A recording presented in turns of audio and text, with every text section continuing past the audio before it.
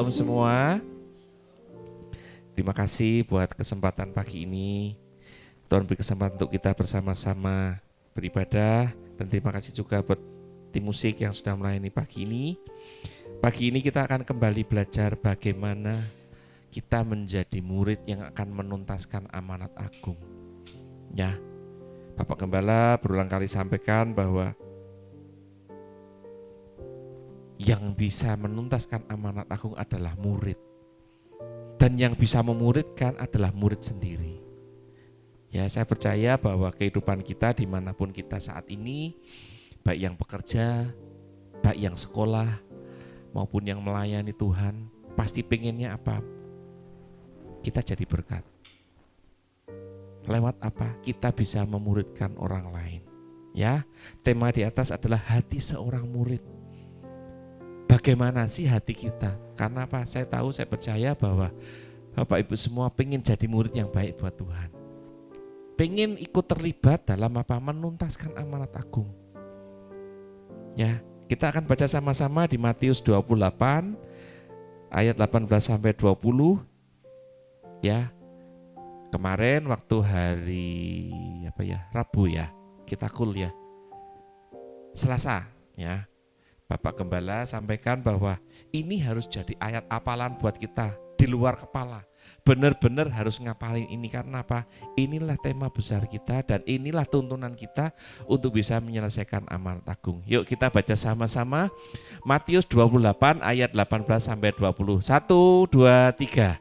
Yesus mendekati mereka dan berkata, "Kepadaku telah diberikan segala kuasa di surga dan di bumi. Karena itu, pergilah, jadikanlah semua bangsa muridku dan baptilah mereka di dalam nama Bapa dan Anak dan Roh Kudus dan ajarlah mereka melakukan segala sesuatu yang telah kuperintahkan kepadamu dan ketahuilah aku menyertai kamu senantiasa sampai kepada akhir zaman." Indah firman Tuhan pagi ini karena apa? Kita diutus sama Tuhan. Karena itu pergilah, jadikan semua bangsa muridku. Tuhan pengen bahwa semua bangsa jadi murid Tuhan. Dan yang Tuhan utus itu apa? Kita. Karena apa? Kita nih murid-muridnya Tuhan Yesus.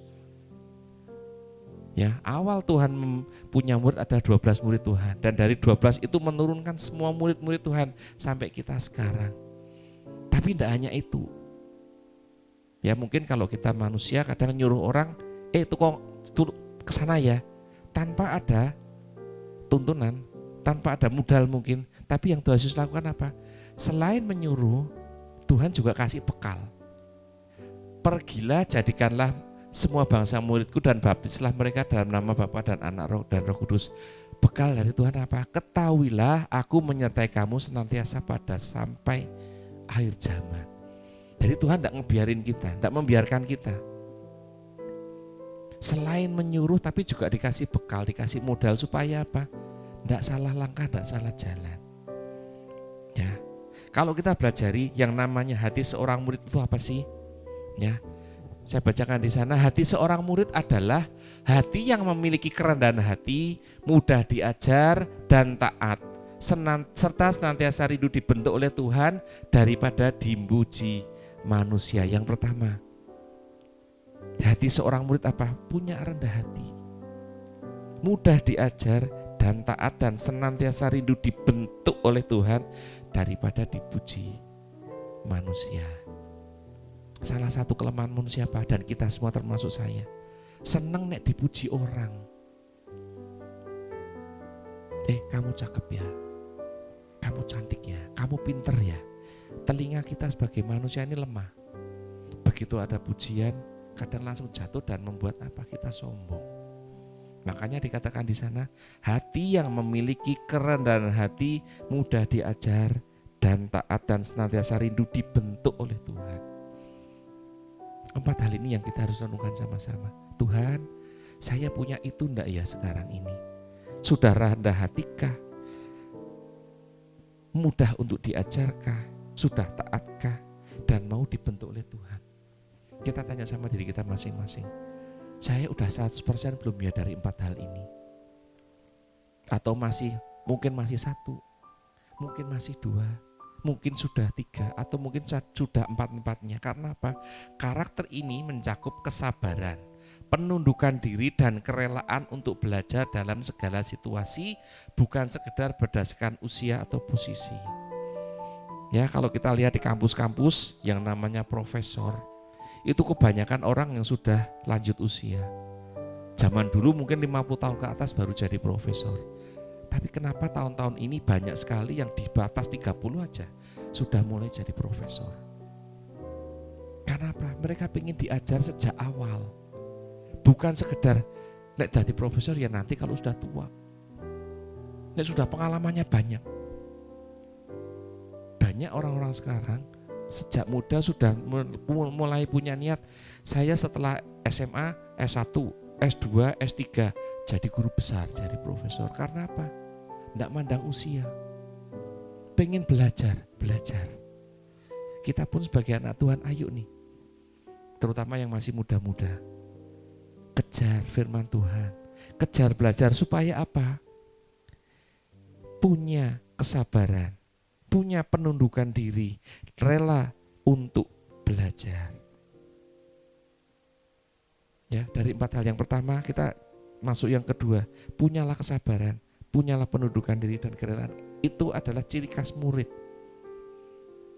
Ya, semua pasti pernah sekolah. Nih, ada yang mulai dari playgroup mungkin, mulai TK mungkin, ada yang masuknya mulai SD.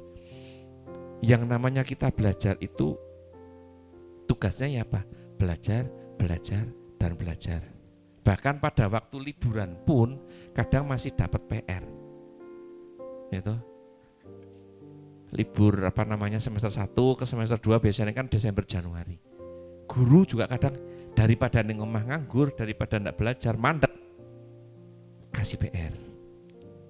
Belum nanti naik kelas bulan Juni Juli ada PR juga.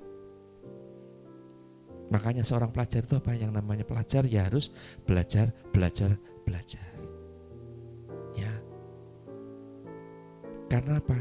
Biar pada saat nanti kita lulus, apa yang kita pelajari ada manfaatnya, ada gunanya. Kita udah belajar mungkin SD sampai SMA itu kan 12 tahun nih. Begitu misalnya nih setelah SMA pengen kerja, aku kerja apa ya? Bingung. Padahal kan sebenarnya dari SMA itu kan sudah ada penjurusan nih. Saya dulu SMA-nya di ekonomi. Jadi A3 kalau zaman dulu. Kalau sekarang apa? IPA IPS ya. Saya dulu A3 karena A1 itu fisika, A2 itu biologi, A3 itu ekonomi, A4 bahasa kalau zaman saya dulu SMA. Ya. Saya kebetulan masuk A3 ekonomi. Jadi belajar masalah ekonomi dan ekonomi. Akhirnya apa? Pada waktu lulus saya pengen kuliahnya ya sesuai dengan jurusan yang saya SMA. Akhirnya apa? Masuk akuntansi. Dan saat bekerja pun saya awal bekerja masuknya di akuntansi sebenarnya. Tapi karena tuntunan Tuhan saya harus di marketing, ya akuntansinya tetap saya pakai supaya apa? Kita bisa bikin budget. Karena yang namanya kerja itu kalau kita kerja di perusahaan yang dicari itu kan apa? Omset ujung-ujungnya apa? Profit. Ya itu yang tak pakai ilmunya akuntansi. Ya, jadi ayo nih. Kita sebagai anak Tuhan miliki hati. Menjadi murid berarti apa? Memiliki hati yang lembut untuk menerima firman, melayani dan hidup dalam pengurapannya. Itulah anak-anak Tuhan. Itulah murid-murid Tuhan. Ya. Memiliki hati yang lembut menerima firman. Yang namanya firman itu kadang enak, kadang tidak enak. Tapi firman itu lembut buat kita. Tugas kita apa? Menerima apapun firman. Ya. Kita setiap hari mungkin baca firman. Tiap Selasa, Kamis, Sabtu Bapak Gembala ngadakan morning call. Tiap Jumat ada SB. Kamis minggu terakhir, Rebu minggu terakhir ada KTM. Itu tujuannya apa? Supaya kita terus terima firman. Tapi kuncinya apa? Terima dengan lembut. Kalau kita udah terima firman, ayo belajar melayani. Ya, dan akhirnya apa? Kita akan hidup dalam pengurapannya. Beberapa ayat yang mengenai hati Kenapa hati ini penting buat kita? Kita akan baca sama-sama. Yang pertama di Amsal 4 ayat 2-3, jagalah hatimu dengan segala kewaspadaan, karena dari situlah terpancar kehidupan. Kita perlu jaga hati. Karena apa? Disitulah terpancar kehidupan. Biasanya kita senang tuh karena apa? Hati kita senang. Kita susah karena apa? Hati kita susah. Kalau kita disakiti orang yang paling kecewa tuh, aduh hatiku loro banget. Kan biasanya kita ngomong gitu kan. Hatiku sedih, seperti apa, diiris-iris. Ya. Jaga hati. Jaga hati. Ya, karena di situ terpancar kehidupan. Yang kedua, di Mazmur 51 ayat yang 10, jadikan hatiku tahir ya Allah, perbaharuilah batinku dengan roh yang teguh. Kita harus belajar nih. Karena apa? Kalau kita jaga hati, kita kadang tidak kuat. Terutama kalau kita menghadapi masalah. Minta hikmat dari Tuhan. Jadikan hatiku tahir ya Tuhan, perbaharuilah batinku. Ya. Supaya apa? Kita kuat kalau menghadapi segala sesuatu. Yang ketiga, di Matius 5 ayat yang ke-8 dikatakan di sana, berbahagialah orang yang suci hatinya karena mereka akan melihat Allah. Ayo jaga hati kita. Supaya kita hidup kudus di hadapan Tuhan. Karena Tuhan minta kita itu. Siapa yang hidup kudus, dialah yang layak menghampiri tahta Tuhan. Yang keempat, 1 Timotius 1 ayat yang ke-5. Tujuan nasihat itu ialah kasih yang timbul dari hati yang suci, dari hati nurani yang murni, dan dari iman yang tulus ikhlas. Nasihat firman Tuhan buat kita. Supaya apa? Kita punya hati yang penuh kasih. Dan itu timbul dari hati nurani kita semua, bukan dari orang lain. Kalau kita belajar, semua itu timbul dari hati kita, rasanya pasti enak. Daripada dikasih tahu orang, karena nama-nama dikasih tahu orang itu, dikasih tahu orang, masuk telinga kiri, keluar telinga kanan. Tapi kalau kita yang belajar, firman Tuhan masukkan dalam hati, diingat-ingat. Makanya Bapak Gembala minggu lalu kan waktu Selasa sampaikan tuh, ayo ayat ini benar-benar diingat-ingat. Jadi ayat tema buat kita. Jadikanlah semua bangsa muridku. Dan jangan lupa bahwa Tuhan akan menyertai kita sampai akhir zaman. Itu ayat yang keempat mengenai hati. Yang kelima, di Yohanes 13 ayat yang kedua. Ya, ini adalah salah satu contoh bagaimana murid Tuhan sendiri tapi tidak bisa menjaga hati. Ya. Yaitu Yudas. Dikatakan di sana Yohanes 13 ayat 2, mereka sedang makan bersama dan iblis membisikkan rencana dalam hati Yudas Iskariot anak Simon untuk mengkhianati dia. Imbas dari tidak bisa jaga hati apa? Kita bisa seperti Yudas.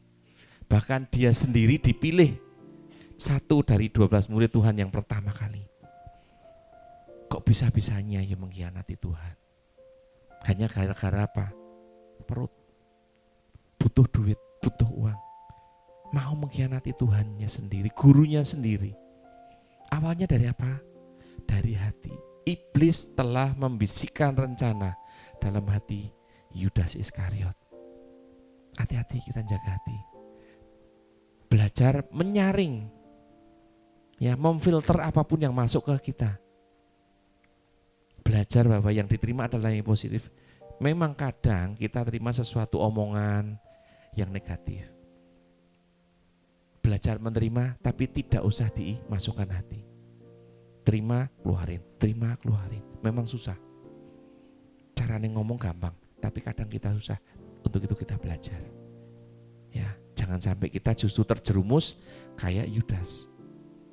Iblis membisikkan rencana dalam hati Yudas Iskariot untuk mengkhianati Tuhan. Padahal misalnya Yudas tidak berkhianat, mungkin 12 murid Yudas akan jadi berkat dimanapun mereka ada. Ya, tapi kita belajar jaga hati. Ada 5, ya. Bagaimana yang 4 tadi kita jaga hati kita. Yang kedua, jaga hati tapi jangan sampai kita kemasukan hal-hal yang negatif. Ya. Sekarang apa sih hati seorang murid yang kita butuhkan supaya kita jadi muridnya Tuhan, memiliki hati yang menjadi seorang murid Tuhan yang sejati, yang ikut menuntaskan amanat agung. Hati yang pertama, Hati yang terbuka untuk dibentuk. Yeskiel 36 ayat 26-27 saya bacakan. Kamu telah kuberikan hati yang baru dan roh yang baru di dalam batinmu. Dan aku akan menjauhkan dari tubuhmu hati yang keras dan aku berikan padamu hati yang taat. Rohku kuberikan diam di dalam batinmu dan aku akan membuat kamu hidup menurut segala ketetapanku dan tetap berpegang pada peraturan-peraturanku dan melakukannya. Hati yang mudah dibentuk. Tuhan sudah kasih kita apa? Hati yang baru. Roh yang baru. Dan Tuhan membuat kita menjauhkan diri dari hati yang keras. Dan kuberikan padamu hati yang taat. Tinggal bagaimana kita. Ibaratnya Tuhan udah kasih modal nih. Ini loh, hatimu itu adalah hati yang baru. Hati yang dijauhkan dari hati yang keras. Kepadamu hati yang taat. Kita udah punya modal. Tapi gimana kita makainya? Bagaimana kita menggunakannya? Ibaratnya kita dikasih uang 100.000 misalnya. Nih 100.000 buat seminggu ya.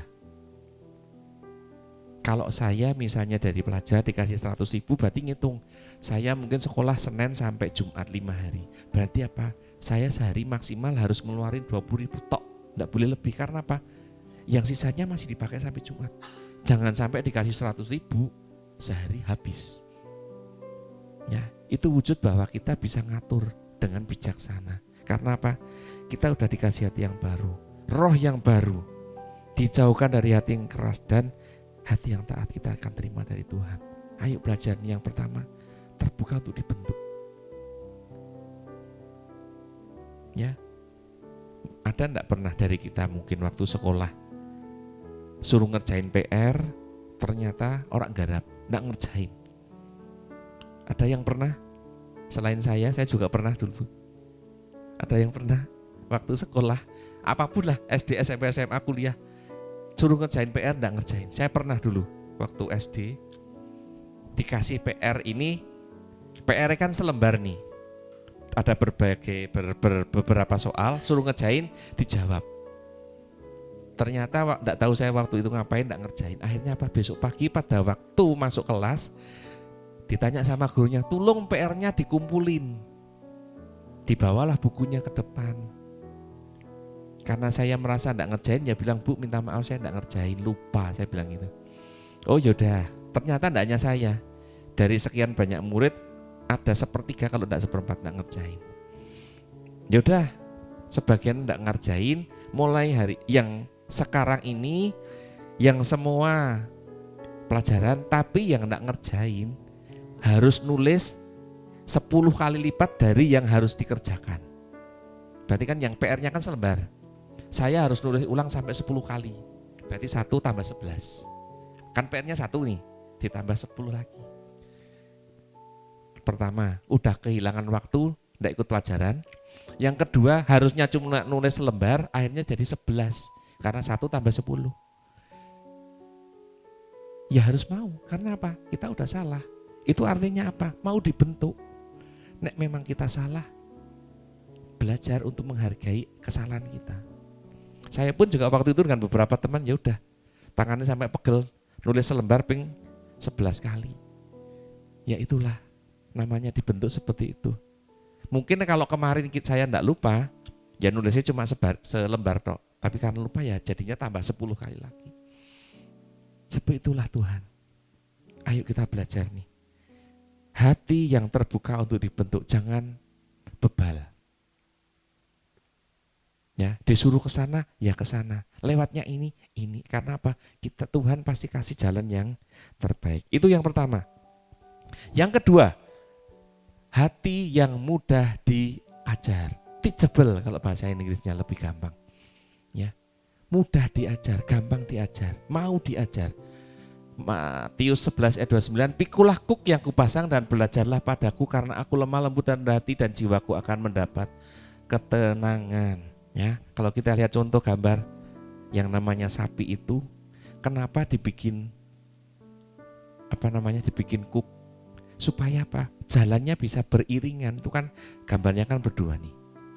supaya bisa jalan bareng. Karena apa? Nek enggak dikasih seperti itu, jalannya mesti menceng-menceng. Akhirnya dengan dikasih itu memang bebannya jadi berat. Tapi dengan dia dikasih itu, dia bisa narik pisaunya untuk biar tanah ini bisa jadi subur buat pertanian. Ya, pikulah kuk yang kupasang. Kalau kita dikasih sesuatu sama Tuhan, jangan milih-milih yang penak. Ya, mau belajar sabar. Karena apa?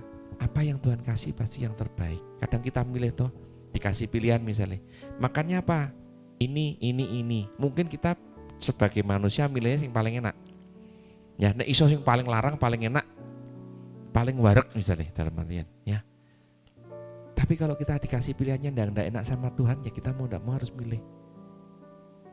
Jangan milih-milih. Hanya ada ini, kita pilih itu. Makanya gambar di situ dilihat, pikulah kuk yang kupasang. Kalaupun lehernya sapi ini mungkin lecet atau apa, tapi itulah yang Tuhan mau untuk apa? Kita menjadi berkat. Sapi pun jadi berkat buat kita karena apa? Tanah jadi subur, bisa ditanam, padi pun akan tumbuh karena apa?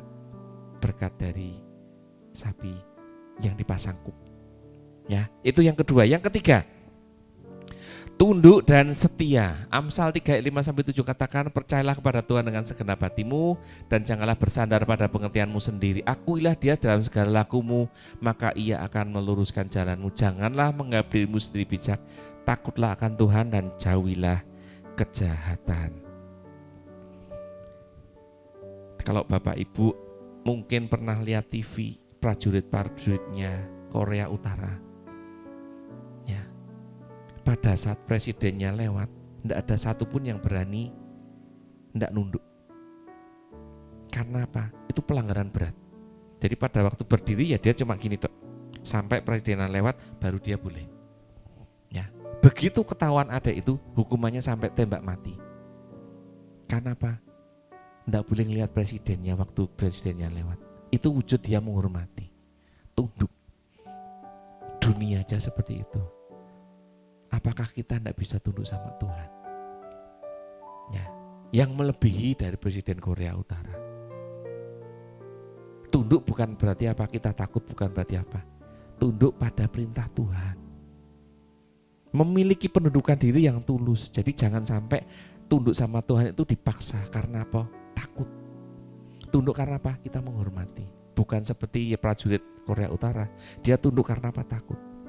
Kita tunduk sama Tuhan karena apa? Kita pengen menundukkan diri sama Tuhan, pengen menghormati Tuhan dengan penundukan yang hati yang tulus. Ya, bahwa fokus kita adalah Tuhan. Ya, tunduk dan setia. Janganlah menganggap dirimu bijak, takutlah akan Tuhan. Ayo belajar. Ya, yang ketiga, sifat bahwa kita jadi murid yang Tuhan rindukan adalah apa? Tunduk dan setia. Yang ketiga, yang keempat, tertanam dan berbuah. Ya. Kolose 2 ayat 6-7, kamu telah menerima Kristus Yesus Tuhan kita, karena itu hendaklah hidupmu tetap di dalam Dia, hendaklah kamu berakar di dalam Dia dan dibangun di atas Dia, dan kamu hendaklah bertambah teguh dalam iman yang telah diajarkan kepadamu, dan hendaklah hatimu melimpah dengan syukur. Tertanam. Ya, bersyukur seberapa dari kita. Saya tahu bahwa kalau kita semua mengakar, ada waktunya kita pasti berbuah. Yang penting apa yang ada sekarang terus berakar. Berakar. Yang namanya pohon kalau dikasih lahan yang luas, pasti akarnya semakin dalam. Akhirnya apa? Buahnya, pohonnya bisa tumbuh dan akhirnya apa? Berbuah. Itu yang Tuhan rindukan. Memiliki hati yang apa? Tertanam dan berbuah. Dimanapun kita. Sekarang ini kondisi di gereja, ayo tertanam. Bapak Ibu yang mungkin punya pekerjaan, ayo tertanam. Pekerjaan yang Tuhan percayakan, beri yang terbaik lewat pekerjaan kita. Yang sekolah, beri yang terbaik lewat sekolahnya. Supaya apa? Nantinya bakalan berbuah. Ya, itu yang keempat. Yang kelima, Hidup dalam pengurapan, Roma 8:11, jika roh Dia yang telah membangkitkan Yesus di antara orang mati diam di dalam kamu, maka Ia yang telah membangkitkan Kristus dari antara orang mati akan menghidupkan juga tubuhmu yang fana ini oleh rohnya yang diam di dalam kamu. Tetap tinggal dalam pengurapan. Artinya apa? Kalau kita diurapi Tuhan, ada yang membentengi kita. Ada Roh Kudus yang ngingetin kita kalau kita melenceng. Ya, kalau kita misalnya nih hujan, pasti pengen tahu namanya cari jas hujan kalau kita naik motor, supaya apa? Terlindung, nggak kehujanan, nggak basah, baju kita tetap kering, badan kita nggak masuk angin. Itulah namanya perlindungan, itulah namanya pengurapan dari Tuhan, supaya apa? Tetap ada dalam hadirat Tuhan.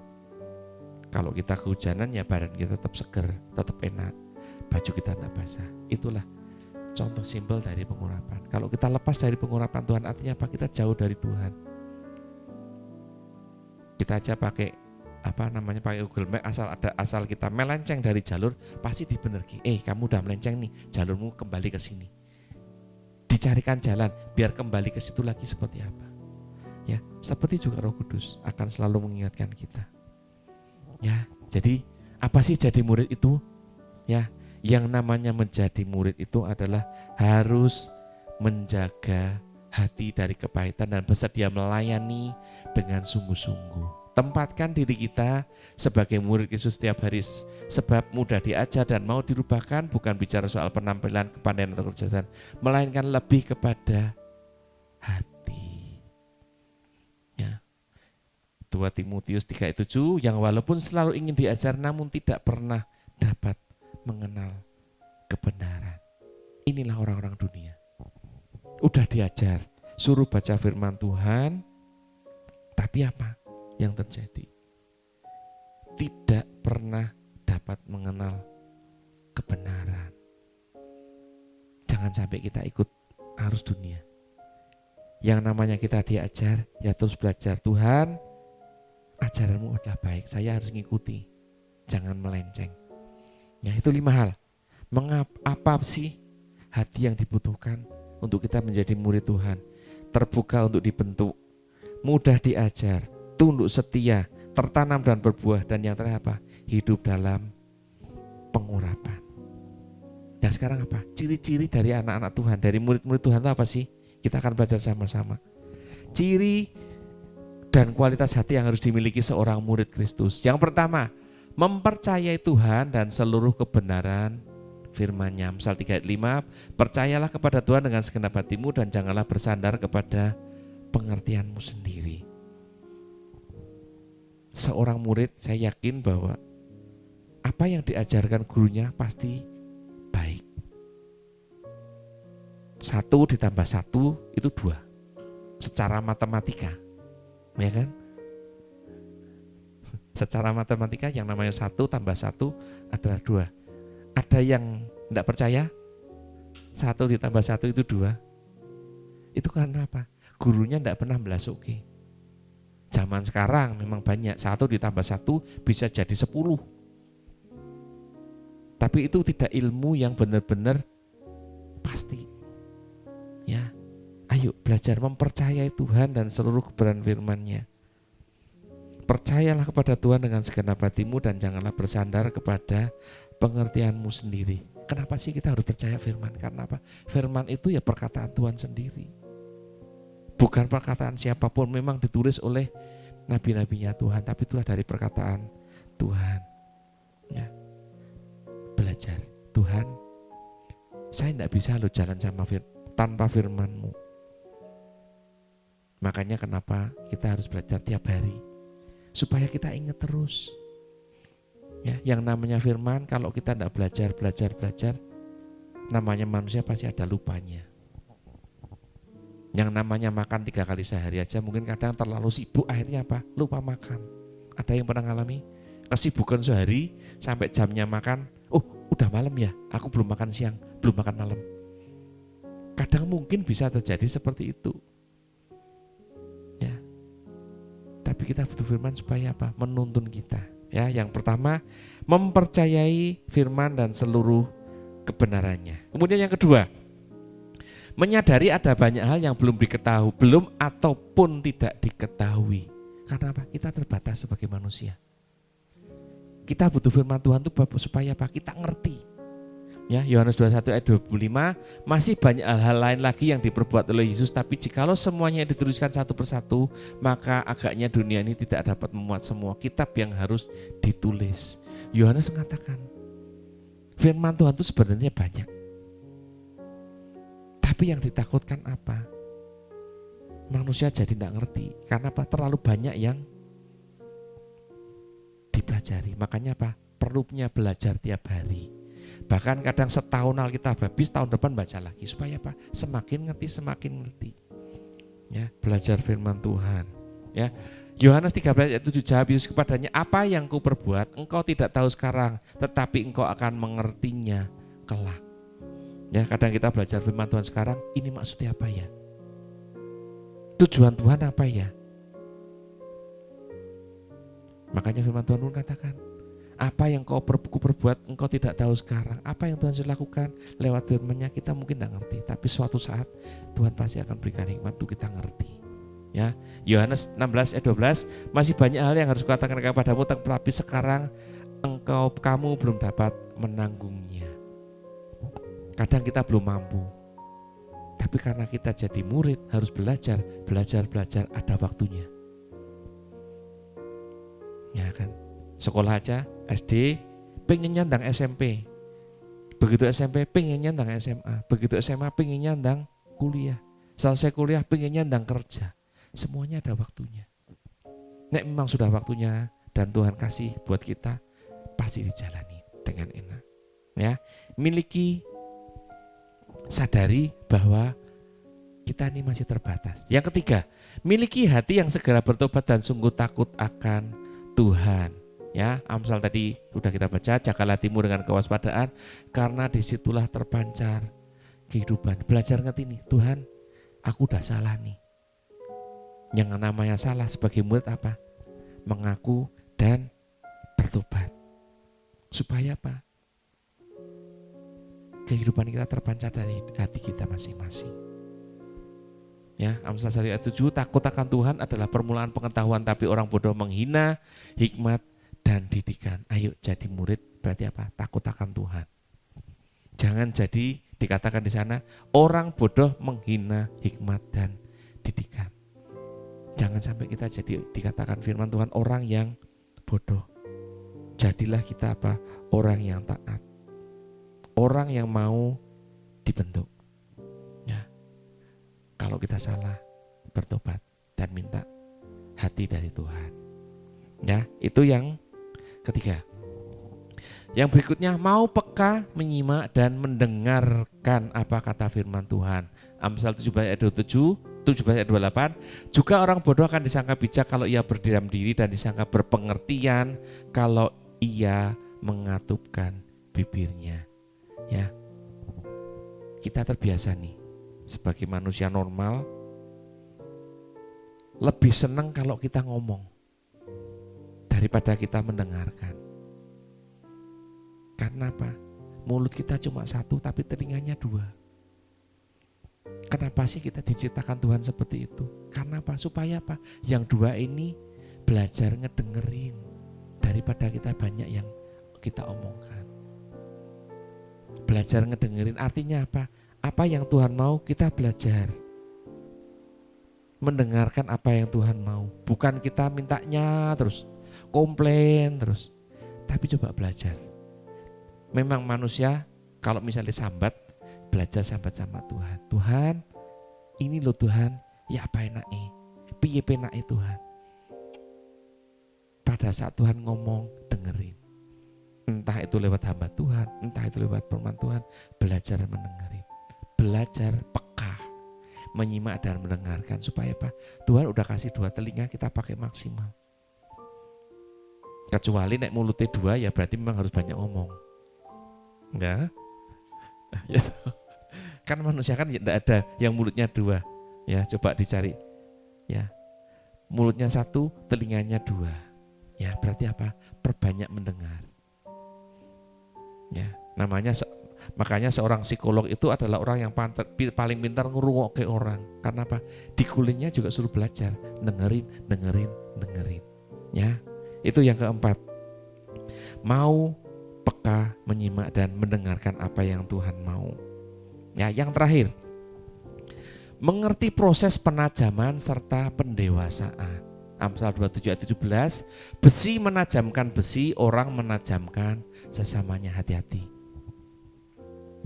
Apa yang kita lakukan jangan sampai nyakiti orang lain. Ya. Kalau kita punya pisau di rumah, udah, kalau bahasa Jawanya ketul, kita pengen kan diasah. Begitu diasah pasti tajam lagi. Kita pun sama. Jangan sampai apa yang kita lakukan justru menajamkan sesuatu yang negatif, memberi kesan yang negatif kepada orang lain. Besi menajamkan besi, orang menajamkan sesamanya. Bukan maksudnya negatif. Firman Tuhan maksudnya apa? Tajamkan supaya orang lain benar-benar ngerti firman Tuhan apa. Ini loh firman Tuhan, ini loh jadi orang Kristen, ini loh jadi murid. Artinya apa? Mereka semakin ngerti, oh ternyata orang Kristen itu seperti ini ya. Kehidupannya seperti ini ya, beda sama kita, beda sama orang lain. Ya, artinya apa? Kita taat pada proses yang Tuhan berikan. Kalau kita sedang diasah sama Tuhan seperti pisau yang ketul diasah, manut sama Tuhan. Mutiara kalau mau bagus digesek-gesek di laut, bisa pakai apa? Pasir. Ya, di dalam cangkang. Begitu kemasukan pasir rasanya binatangnya sakit banget. Tapi pada saat mutiara ini udah diasah, keluar harganya mahal banget. Satu butir aja bisa puluhan juta. Ya, satu butir aja bisa puluhan juta. Asalnya apa? Dari binatang yang digesek-gesek sama pasir. Ya, ibaratnya lah kita punya mata apa kelilipan ya. Kelilipan kotoran kecil aja, rasanya sakit banget. Ya seperti itulah mutiara. Sakitnya juga minta ampun. Tapi pada saat dia mau diproses, mau disakiti, keluarlah mutiara yang harganya sangat bernilai. Ya seperti itulah kita. Ya, jadi yang kelima adalah apa? Mengerti proses penajaman dan pendewasaan, bahwa kita ini karakternya harus dibentuk. Besi menajamkan besi, orang menajamkan sesamanya. Jangan sampai kita menajamkan sesuatu yang negatif, tajamkan sesuatu yang positif. Ya, jadi ada 5 hal bagaimana karakter dan ciri kualitas hati yang mau diproses oleh Tuhan menjadi murid. Yang pertama, percaya Tuhan dan seluruh kebenaran firman-Nya. Yang kedua, menyadari bahwa kita terbatas. Yang ketiga, miliki hati yang bertobat dan takut akan Tuhan, mau peka akan firman Tuhan dan mendengarkannya, dan mengerti proses penajaman. Ada 5 hal. Milikilah ciri-ciri ini. Memang susah, tapi kita perlu belajar. Makanya kenapa kita disebut murid. Tugas murid adalah apa? Belajar dan belajar. Ya, yang terakhir, kalau kita mau menjadi pribadi yang mau diajar, apa yang harus kita lakukan? Ya, ada 3 hal yang saya catat di sini. Bagaimana menjadi pribadi yang mau diajar supaya kita jadi murid dan akhirnya apa? Kita memuridkan. Ya, yang pertama, jangan biarkan kekecewaan, kepahitan atau kebencian menguasai hati kita. Ibrani 12:15, jagalah supaya jangan ada seorang pun menjauhkan diri dari kasih karunia Allah, agar jangan tumbuh akar yang pahit yang menimbulkan kerusuhan dan mencemarkan banyak orang. Kita mungkin dan seringkali namanya kecewa itu pasti ada. Gelo kalau dalam bahasa Jawa. Aduh kok gini ya, aduh kayak gini ya.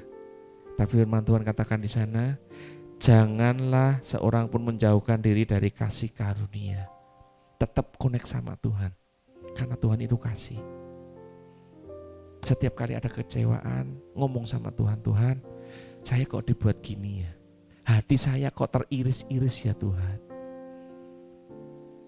Tapi saya jadi murid Tuhan, saya harus memiliki kasih karunia Tuhan, supaya tidak timbul akar pahit. Begitu kita kecewa, disimpan.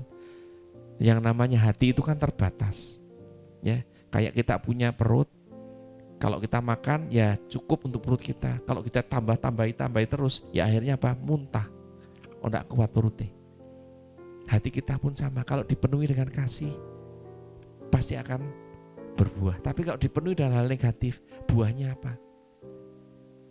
Kekecewaan. Ya, jangan biarkan kekecewaan, kepahitan ataupun kebencian menguasai hati. Itu wujud bahwa kita jadi murid yang mau diajar. Ya, ditegur sama gurunya kayak saya tadi, suruh garap 10 kali, ya enggak sakit hati karena memang kita salah. Itu wujud bahwa saya punya hati yang lembut, tidak dikuasai kebencian, tidak dikuasai kekecewaan, kepahitan. Ya, saya di kantor punya teman, dia ini enggak boleh minum kopi karena apa? Pahit. Karena apa? Punya asam lambung. Ya, tuh suatu saat entah kenapa kita bareng-bareng makan, dia pesennya karena yang lain pesen kopi, dia juga pesenlah nyobalah kopi. Padahal udah sekian lama enggak minum kopi. Begitu minum, setelah selesai enggak ada masalah. 2 hari berikutnya dia izin sama saya, Pak, saya izin enggak masuk tapi badan saya enggak enak, mau ke dokter. Ya, begitu ke dokter, dokter bilang lebih baik opnam. Nek mau cepat sembuh lebih baik opnam. Akhirnya apa? Opnam, masuk rumah sakit. Saya begitu jenguk ngomong, tanya, lah ceritanya piye sih kok bisa opnam? Iya Pak, gara-gara minum kopi. Lah memang enggak boleh minum kopi. Iya, karena kopi itu kan pahit. Saya punya asam lambung. Begitu minum kopi yang pahit, asam lambungnya naik.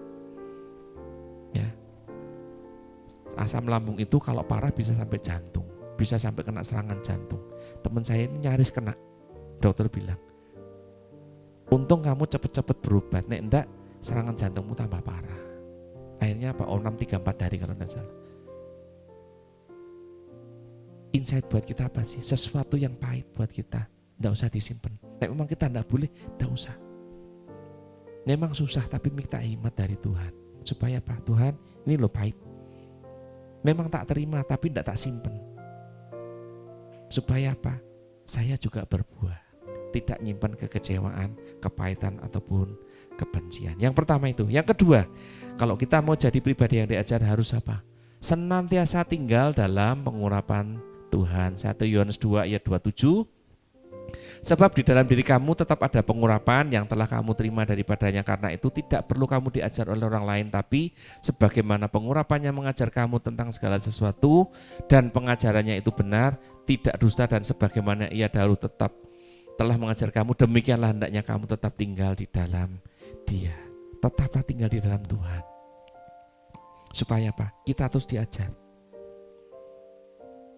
Kita terus diajar sama Tuhan, bukan diajar oleh orang lain. Orang lain sifatnya apa? Bisa membantu kita, bisa mengingatkan kita, tapi ujung-ujungnya apa? Tetap firman Tuhan, tetap tinggal dalam pengurapan Tuhan. Makanya ayo setiap ada acara datangi, hadir, supaya apa? Kita terus diingetin. Siapapun hamba Tuhan, kita belajar menerima, supaya apa? Terus tinggal dalam pengurapan. Dan hati kita diingatkan, ini loh jalannya, ini loh jalannya, ini loh. Jangan sampai melenceng. Itu yang kedua. Yang ketiga, Tuhan bisa mengajar melalui siapa saja, apapun dan setiap waktu. Mazmur 3:28 dikatakan, aku akan memberikan pengertian kepadamu dan mengajarkan kepadamu jalan yang harus kau tempuh. Aku akan menasihati engkau dengan mataku tertuju kepadamu. Tuhan bisa ngajar kita lewat siapapun dan kapanpun. Waktunya tidak terbatas. Seperti kita sekolah kan tidak terbatas kan. Sampai kuliah umur berapapun tetap bisa. Karena apa? Belajar itu tidak ada batasnya. Saya pun juga sampai umur sekarang masih belajar. Karena apa? Kita terbatas. Masih banyak yang tidak ngerti. Ya, zaman dulu sih pengennya kalau sudah S1, S2, tapi karena udah kadung kerja, waktunya tidak ada, ya udah. Tapi belajarnya apa? Lewat pekerjaan. Pada saat kita menghadapi masalah, masalah saya ini ya, jalan keluarnya gimana toh? Itu juga belajar. Ya, 3 tahun yang lalu kita ngalami COVID. COVID itu ternyata seperti ini toh. Terpapar COVID karena apa sih? Karena apa? Kita deket-deket, kita tidak jaga kesehatan. Ya, rasanya tidak penak. Coba tanya Om Bowo nih. Sebulan opnam ya Om ya di rumah sakit ya. Rasanya gimana Om? Nggak sakit tapi suruh opnam. Nek misalnya sakit sekalian kayak saya waktu dulu pasang ring nggak apa-apa, seminggu opnam. Tapi Om Bowo ini kan waktu itu nggak sakit. Untung sekamar sama Om Bu W. Ngobrol sesama seiman. Ya, misalnya sama orang yang nggak kenal. Wah piye iki, sebulan berdua tok di kamar nggak boleh keluar ya, bener ya? Sama sekali nggak boleh keluar. Saya sekeluarga waktu itu puji Tuhan kena COVID bareng-bareng tapi di rumah. Ya, seminggu kelar. Tapi saya bisa ngerasain nih Om Bowo, Bu W dan teman-teman yang lain yang waktu itu sebenarnya udah sehat tapi harus di dalam kamar, nggak boleh keluar kemana-mana. Ya itulah ajaran Tuhan. Kita bisa ngerti, oh ternyata waktu itu seperti ini ya, aturan pemerintah seperti ini ya, yang kita juga harus nyadari. Ya, Yesaya 30 ayat 20, Tuhan akan memberikan kamu roti dalam kesusahan dan air dalam kesulitan. Guru-gurumu tidak disembunyikan lagi, tetapi matamu akan melihat guru-gurumu. Semuanya Tuhan berikan tepat pada waktunya saat kita membutuhkan. Ya, artinya apa? Tuhan bisa ngajari kita asal kita mau terima. Rendah hati menerima, taat mau menerima. Ya dikatakan, aku akan memberikan roti dalam kesusahan dan air dalam kesulitan. Artinya apa? Tepat pada waktunya. Saat kita butuh ini, Tuhan saya butuh ini. Kondisi ini udah gini. Kalau kita taat sama Tuhan, Tuhan pasti sediakan. Dan ayat yang terakhir, 1 Korintus 2 ayat 13, dan kami akan memberitahukan hal ini bukan dengan kata-kata yang diajarkan oleh hikmat manusia, tetapi dengan kata-kata yang diajarkan oleh Roh. Miliki kepekaan akan firman Tuhan, akan suara Tuhan, dan akan teguran dari Roh Kudus. Karena itulah yang Tuhan minta sama kita. Kalau kita mau jadi murid, ya. Jadi kalau kita mau jadi pribadi yang mau diajar 3 hal yang kita butuhkan. Jangan biarkan kekecewaan, kepahitan ataupun kebencian menguasai hati. Yang kedua, selalu tinggal dalam pengurapan Tuhan. Dan yang ketiga, sadari bahwa Tuhan selalu ngajar kita. Bisa lewat siapapun, bisa lewat apapun, dan waktunya tidak terbatas. Yang penting apa? Kita peka. Makanya kita dikasih telinga 2 supaya apa? Kita peka. Apapun yang Tuhan mau kita peka, kita ngerti, kita peduli sama apa yang Tuhan mau untuk kita kerjakan. Ya jadi ayo belajar nih. Miliki hati seorang murid. Karakternya tadi ada 5, ciri-cirinya ada 5. Dan yang Tuhan minta sama kita ada 3. Belajar dari hal itu. Supaya apa? Kita jadi murid. Karena Tuhan minta apa? Kita jadi bagian untuk menuntaskan amanat agung. Supaya apa? Saat kita jadi murid, kita pun bisa memuridkan. Saya banyak belajar dari Bapak Gembala. Karena apa? Dimanapun Bapak Gembala, pasti mau punya kerinduan. Oh ini ya mau tak kasih firman. Ini mau tak jadikan murid. Saya pun juga rindu belajar seperti itu. Ya, makanya Bapak Gembala itu kalau kemana-mana biasanya lama. Saya udah paham nih. Nek Bapak Gembala itu lama, padahal wis rampung makan, berarti dia mau nginjil. Gitu. Terakhir waktu itu bareng saya di Bandung, kita mampir di satu toko, saya udah belanja sama istri sama anak-anak, udah selesai. Habis itu Pak Andi balik lagi ke situ. Nek saya lihat, udah selesai sebenarnya belanjanya, tapi kok masih lama di kasir. Saya cuma punya feeling Pak Andi lagi nginjil. Yaudah kita jalan-jalan dulu sampai Pak Andi rampung. Saya pun rindu kita ikut seperti itu. Dan kita semua ayo belajar nih.